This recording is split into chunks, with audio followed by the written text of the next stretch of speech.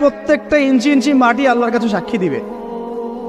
যেখানে যে মাটিতে বসে অবিবাহিত যুবক যুবতী জেনা করেছে আর বিবাহিত যুবক যুবতীরা এবং এই স্বামী স্ত্রীরা জেনা করেছে, এর ইঞ্চি ইঞ্চি মাটি আল্লাহর কাছে কথা বলবে।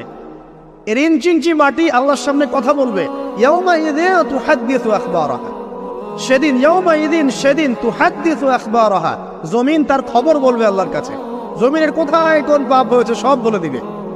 এই জমিনে এখানে দাঁড়িয়ে জেনা করেছে, ওইখানে দাঁড়িয়ে মদ খেয়েছে, ওইখানে কাউকে খুন করেছে, জমিন বলে দিবে। একটা কথা এখানে মাঝখানে বলে দেই, যারা অবিবাহিত যুবক যুবতী আছো, এই লেকচার তোমরা যারা শুনছো, তোমাদের মধ্যে কেউ যদি জেনা করে থাকো, অবিবাহিতর কথা বলছি, তোমাদের কাঁধের মধ্যে এখন 100 বেত্রাঘাতের শাস্তি ঝুলে আছে। সূরা নূরের 1 থেকে 3 নম্বর আয়াত পড়ে দেখবে, অবিবাহিত যুবক যুবতী যদি জেনা করে তাদের শাস্তি হচ্ছে 100 বেত্রাঘাত, তাও জনসমক্ষে, এবং এক বছরের জন্য নির্বাসন।